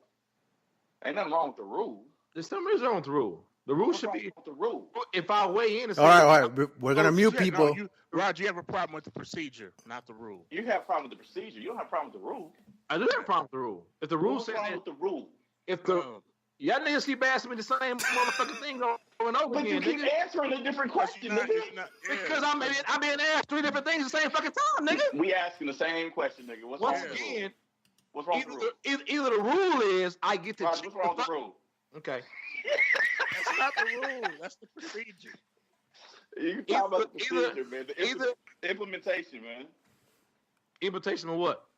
Of the rule. The implementation of the rules, which you have an issue with. I have a problem with it. So, Roger, conciliatory, man. I agree with you. There's a problem. I agree with you. Can I agree with you? I can agree with you right now. I'm going to say right now. I hate you right now. I can agree with you. I want to agree with you. There's a problem with the implementation of the rules. Do I got to mute you again? It's not consistent. The state needs to handle that. Okay? But there's also a problem with the coach. Yeah, that's my biggest. Because I'm actually the ref is who he is, and he shouldn't be out there coaching and reffing those kids anyway. Especially after his incident he had back in 2016. Hold on. So when I say he's out there, and they knew he was out there. So when I say the rule, what I'm saying is like when I coach football, and for some odd reason, Little League football had a right. There was the actual referee who will be refereeing the game there at the weigh-ins, and there when all the fucking players checked in to make sure everything was on board. So yes, I'm saying the fucking rule. Procedures. You're talking about the procedures. Procedures or rule. How you want to say it? Okay, so you're talking about the procedures. The rule is what's written in the book. So the procedure or rule should state that the referee. Or referees who will be at this officiating mat or tournament should be there doing weigh-in to make sure everything's above board. Well, I get that to the New Jersey State Commissioner. Yeah, because the rule right now says no coaches allowed in the weigh-in. I said referee, no coach. I ain't saying nothing about coaches, dude. He did, but you need to have an independent body to do that. So you can't have any outside influence, and the referee would be outside influence. When are the weigh-ins? By the way, are the weigh-ins the same day as the match? No, the weigh-ins are up to half an hour before the match starts. What we did, you had to have both coaches you had to have a representative from both teams there doing weigh-ins. Wrestling is just a different animal. Yeah, it's weird and fucked up. Yeah, see right there. Half an hour prior to weigh-in period. Wrestlers only, no coaches. Weight check. Yeah, I said reps. I didn't say coaches. No, but I'm saying though, you don't want to have. You need to keep it independent as possible. You don't want a referee in the weigh-in. But what I'm saying is, you can't have a referee should be independent. Yeah, what I'm saying is you can't say independent and then say like at the weigh-in. Everything that makes it okay for a player to be or a wrestler to be in this tournament will be decided, and then a motherfucker who wasn't there says, "No, you can't be there." You can't have it both ways. Here's where I'll say. Okay, okay. Check this out. What if I know? Hey, James, do me a favor. Don't Just talk normally. Don't. You're like. Yeah. Don't. Hey, let me ask you something now. Yeah. Just talk normally. Okay. Don't go all the way into the mic. No, okay, check it out. There you go. Let's say that according to the way Roger wants to do it, that everything happens in the weigh-in and that's it. Everything's checked at the weigh-in, and there's nothing can be said after the weigh-in. That's what you're saying. After the weigh-in is done, what is done is done. I'm not saying nothing can be said, but I'm saying like simple things as far as like, is my hair up to par? Is my listen. Check this out. So probably in the weigh-in, they said, okay, your hair is not the proper length, so you're going to have to wear the proper gear for that. Do you have that? Sure. And then I don't know if they check. Obviously, they probably don't check that gear to make sure it's regulation gear. They assume that you and your team knows that, okay, if your hair is a certain length, then you have to put on the proper gear for that. They don't check that gear to make sure it's the proper gear. You say you have it, you take care of it. I get it. For a 2-year, for what we already agreed Roger, with don't get into the microphone like. What's already a 2-year-old rule? These people who are supposed to be checking everybody in have no idea what it's about. For all we know, this is not the only. This may not be the only incident. No, this is the only one we know because it's racially induced. Hey, let me get in on that. Frank brought up a good point, man. And this is what I was trying to say before. I mean, we are quick to blame it on racism, but I was reading through comments, and basically you had people who, are more associated with wrestling than I am. And they had said that it is not uncommon to get these impromptu haircuts. And it may be a black person, it may be a white person. You know what I'm saying? I was talking to a coach a colleague of mine from track, but he also coaches wrestling. And he says if he was in that situation, he just would have plugged in another kid. I would have subbed in my other 135 pounder. You know what I'm saying? And No. That's why I said I consult this because, like I said, I don't know anything about the rules of wrestling. I consult one who is someone who won as far as statewide level, as far as in Kansas. Someone who wrestled at K-State, played football at K-State also. K-State doesn't have any wrestling. They have a wrestling club, so I just want to correct you. He won. I'm sorry. Maybe that's why he was allowed to play collegiate football and also wrestle. My bad. Yeah. But it sounds like it keeps coming back to the coach. No, I said it many times that the coach said, "We out." Okay, so let's say he did have to cut his hair. Does he have to do it in front of everybody out on the floor? Why can't we go back to the locker room? No, you can't do it. You can't do it because you're already on the clock. You're already on the clock, and you have. It was clock. They started the injury clock, bro. Yeah, you have to get back.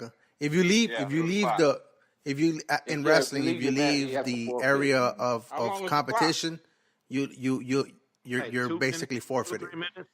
Not enough to get a taper, nigga. Yeah. That's one thing that's so in wrestling. No, hold on. So in wrestling you have two things. You have the injury clock. You have an injury. Well, you have three things. You have injury clock. You have the timeout. Games allowed, not no rule. And you have a blood time. So with blood time, you have to stop that blood. With injury, if in case of, and actually in wrestling, if there's a potential. What we talking about? Christian Bloods, nigga? You broke up, so you might get muted. Anyway. Yeah, you broke up real bad. Yeah. I fucked up.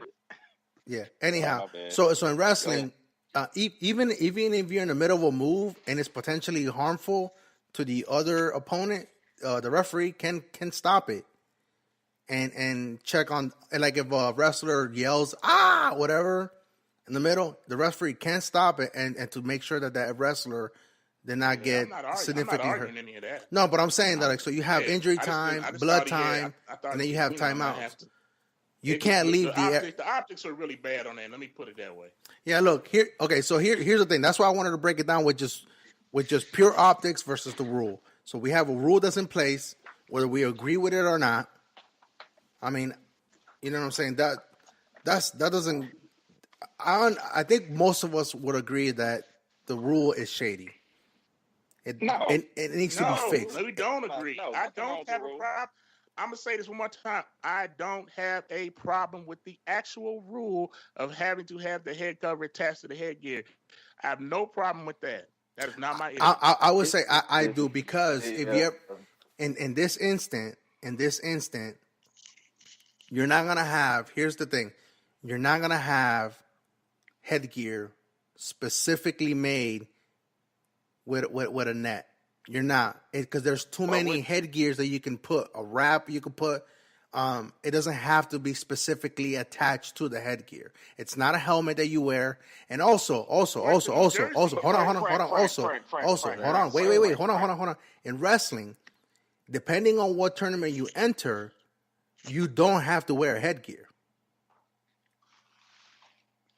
A headgear is only a safety device. It's not. But Frank, if you're going to have long hair, you're going to have the headgear. Not necessarily, because if you don't enter a tournament that doesn't require a headgear, doesn't mean that you have to shave your head. Yeah. According to the state of New Jersey, or you have to cut your hair off. No, I get that. But I'm saying that it doesn't have to necessarily be attached, though, to the actual headgear itself. Obviously, it does. It obviously does. In this instance, yeah, it has to be attached to the headgear. Frank. They didn't go in the back and make up some rules before the fucking meeting, man. Right. No. You mean like the way they, you mean that nobody went to the back and interpreted it differently? But it's spelled out in black and white. They didn't make this rule up on the spot, Frank. This shit has been thought about. There's been when they make a rule, there is a local. You know what I'm saying? What I'm saying is they break it up into districts, and so you have representatives for a certain district, and that person is in charge of getting the word out to the coaches that this is a rule we're thinking about, and then they will do a study on it. There'll be talks about it. There'll be viability studies, and before they make that rule, it'll be voted on by the principals and the athletic directors in the state. And then, so what I'm saying to you, they're not making a rule and we're going to make this impossible thing for people to do. You're going to have to invent a contraption to put on your head if your hair is... No, they're not doing that. There's already obviously something on the market for people to have. Well, that's true. That's true. I'll stand corrected, because you also have female wrestlers that have to have some type of wrap, and they already have headgears that are already. That's why I think let's try not to get caught up on the actual rule, because I think that's immaterial. All right, so then let's talk about the optics of it. Then I think that's where we're having a lot of the issues. So with the optics, this is my statement on the optics. I think what's happening is people on Facebook who have never been to a wrestling meet, who don't really understand high school athletics. Mm-hmm. Are making comments based on what they see. Like, if you saw a kid out there getting their hair cut by a white woman and a white referee and a white coach standing over him, that shit looks ugly as fuck. But what I'm saying to you is there is something in the culture of that situation that makes sense if you understand the culture. You know what I'm saying? You got people who don't understand the culture condemning the culture. I agree. You know what I'm saying? Mm-hmm. And so... I agree, though. But I'll say that... Let me say, it is fucked up. It's fucked up for the kid. It's fucked up that it happened in general. But what I'm saying is we all want to point to the racist referee, and the referee is racist. And he did point out the kid because he is racist. But what I'm saying is, yes, Roger is correct. 100%. There's a problem with the continuity, but we know that's a problem across sport. We can argue about the catch that slowed down the catch. What was the wide receiver from the Cowboys that caught the catch but wasn't really a catch about 4 years ago? What's his name? We slowed that motherfucker down as slow as we could, and we still can't agree on that shit. Desmond Howard or something? No, it wasn't Desmond Howard, nigga. It's Desmond Bryan. But we still can't agree on that shit. We slowed that motherfucker down as slow as we can slow it down. You know what I'm saying? I hear what you're saying, Joe. And then, that's why I said in the chat group, I feel what you're saying, and you're right. And I just want to get my anger out. You need to be mute, man. My bad, dog. Like I never want to. Nigga, you gonna turn green next? in America in general, dog. But like, it just seems like yes. There are some problems with the rule, and yes. This referee may have been clearly, quote unquote, adhering to the rule, but it just seems very problematic. I hate saying that word. No, It just that's a seems good word. like That is a very good word. I hate that word. It seems very suspicious that this one referee that called a black man a nigger and got into an altercation with him is the one that says in all homemade wine.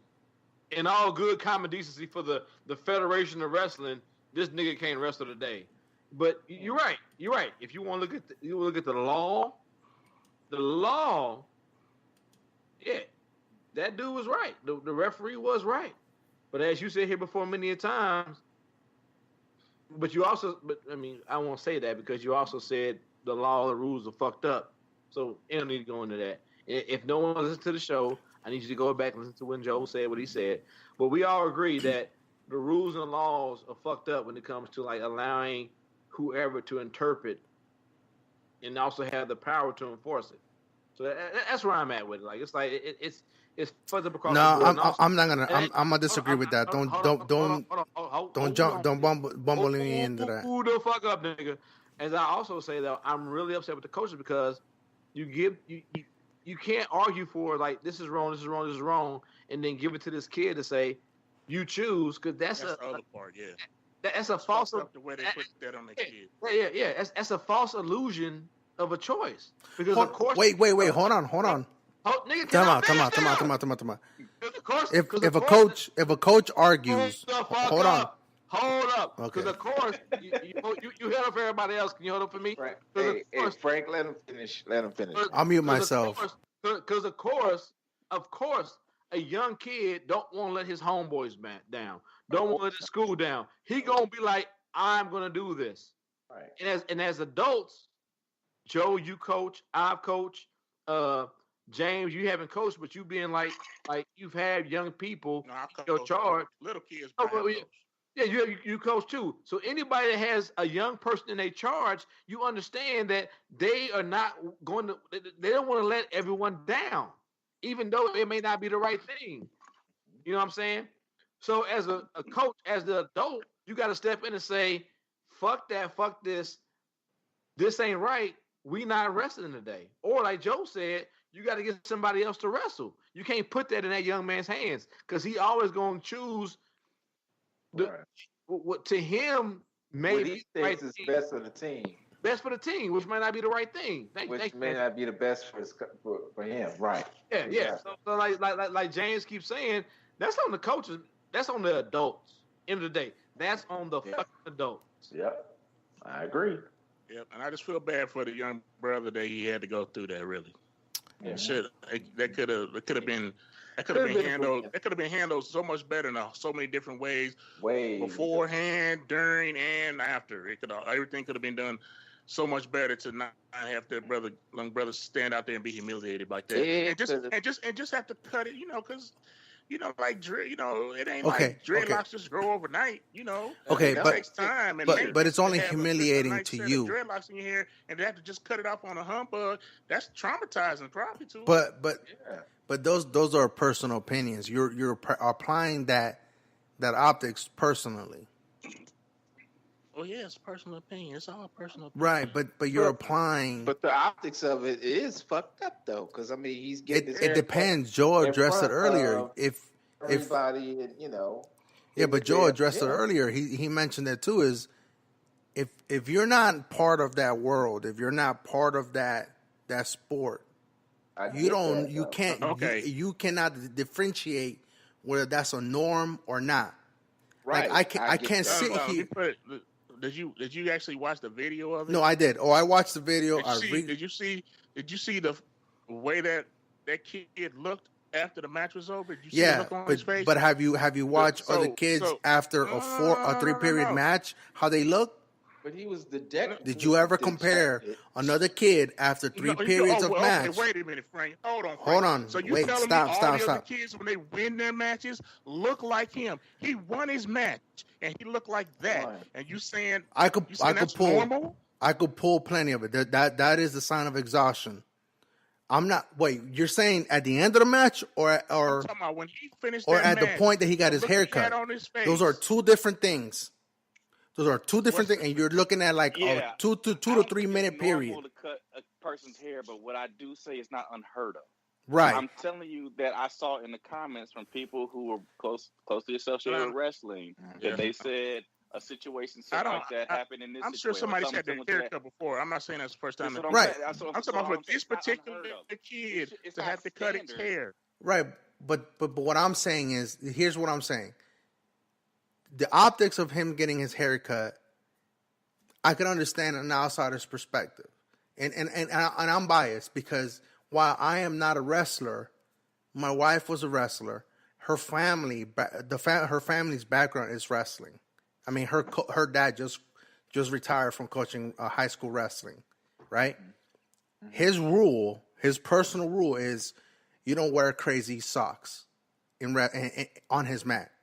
You could do it on club, you could do it on tournament, open tournaments, but when we're dueling and there's a duel and I'm coaching you, you do not wear crazy socks, right? Cool. So you comparing? No, but what I'm saying is I've seen crazy shit happen during a match that it's been stopped or headgear has been replaced or bandages or something or even haircuts or even cups or something. It's not, you don't grow socks on your feet. But what I'm saying is you don't have to go through the effort it takes to maintain socks on your feet. You could take right, but the expression. Hold on, but the expression that you're saying, there's no cultural attachment, right, or meaning in wearing a pair of socks. Hey, listen, look, hold on. There is a when there's a black athlete that comes on the mat, there's a different tone and there's a caution that's also taking place, not only like on the mat but like visually too as well. So I can attest to that. I'm not saying that they're not gonna get the benefit of the doubt, but at the same time, there is that caution. All right. Okay. But at the same time is, if you're looking at exhaustion, the expression of the exhaustion versus the actual cutting of the hair, those are two different elements. You can't connect those two. You can't. Not right now. Not physically. Not when the wrestler himself. I'm saying the look on that kid's face after that match that he won. But you watch MMA fighters fight 3 rounds, 3 5-minute rounds. At the end, yes, they're excited and whatnot, but there's an exhaustion level when the final ring. Man, if you're trying to say that the look that kid on his face was exhausting, you were out of your fucking mind. He had to look at that kid was dejected and humiliated at the end of that match.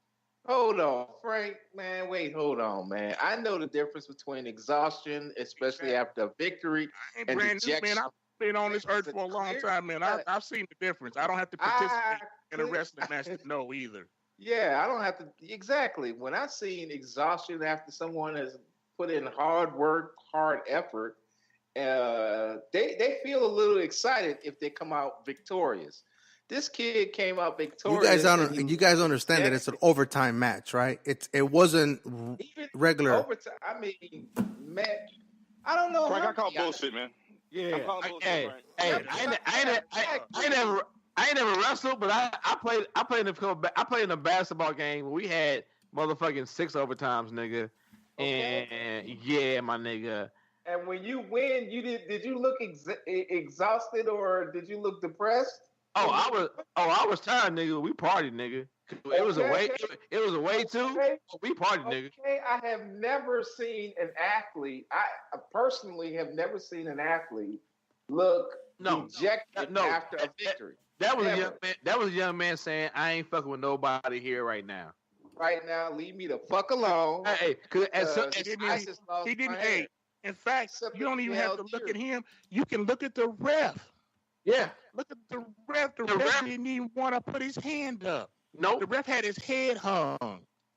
Yep. And he wouldn't even look at him. Yeah. Come on, man. Watch it again, Frank. So he's already dejected right here then. Yeah, as a black man who has grown dreads, bro. Hey, dog, it takes some work, dog. And my shit wasn't even that. My shit was down to my shoulders, bro. And that was a fucking investment, bro. That was an investment in like 2 years of my life. Cause I didn't have no beautician.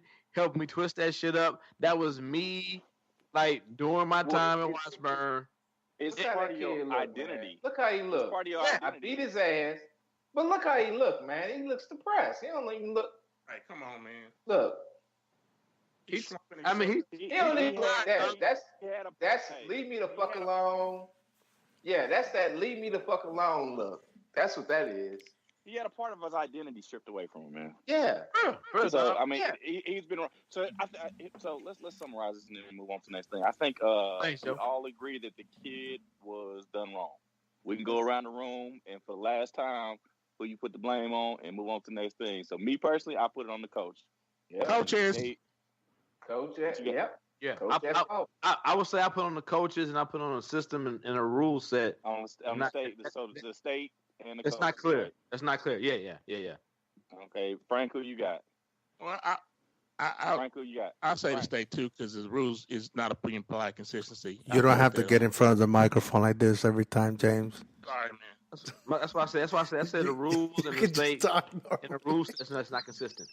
Frank, who you got? Who's the Hold on, I feel you, James. You always try I feel to. like I'm in court sometimes with this mic here. I'm like, yes, Your I Honor. plead the fifth, Your Honor. No, That nigga Joe Jeff touching me. wow. Oh. Anyway, initially I did put it on the coach, and well, actually initially I put it on the ref. You know what I'm saying? But reading this article, I lean more. The coach should have done more because part of me witnessing other wrestling matches on the collegiate level as well, I seen coaches go up to bat. You know what I'm saying? And the individual coaches, you know, sometimes the game. Frank, we was just gonna give us a quick. Sometimes the game, the match. Frank, we've already explained it. Frank, I gotta get. Hold on. Hey Frank, I gotta get on the road, man. You know, Frank don't do that. Next thing, Frank. Hey, y'all could get muted too, dog. I mean, it can happen. I have the technology. We have a whole set of podcasts out there, nigga. No, I'm saying, the match. James Is James still there? Hold on, Frank. James. That nigga is Bros. that nigga smiling big as shit right now. Anyhow, so hey Joe, just so that on the record that you know it's been, you know, the match, the sport, whatever. Life itself always is bigger than that moment, right? So I always Frank, we get that segue for the next topic because we got a whole other high school athletic topic that has something to do with it. We can go ahead and move to the next thing. I believe that, but to me, I feel that while the rules are not interpreted well, so that needs to be fixed. I know. The coach. The beat plug.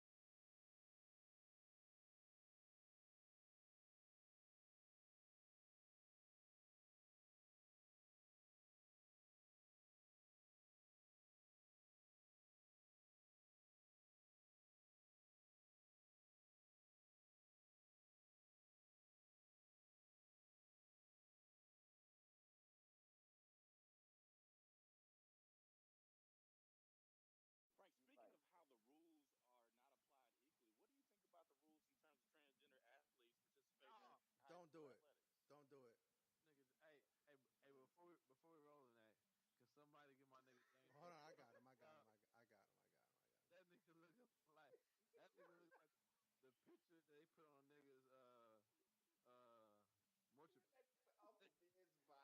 That's the ultimate box, man. That I nigga got that him. last I call got him. I picture. got him. I got him. I got him. It looks That nigga that Hey, last hey, call hold picture. on, hold on, hold on, hold on, Joe. Why you gonna try me like that, bro? What you gonna eat, bro? Me? Damn. he did. I mean, you already seen you could get muted. Oh, that's Nigga, Roger could get muted. I don't know about me. I just throw my Shit. motherfucking microphone down, nigga. apparently you Hey, do. hey, for real though. Hey, before we get to the next topic though, yo, that had to That been was the you mad award though, for real. That was the winner Which right one? there, dog. oh hell yeah. That had to have been the winner, We dog. got a late entry. No, Yeah. that shit ain't the late entry. That's just the winner, bro. Hey, make sure you get the part where that nigga threw that damn mic down, though. Dog, I wish I could get that shit on audio, but Yeah, if Oh, you get it audio. I don't know if you If get only, it if only we had a better producer. audio. you trying me right now, dog. Shots fired.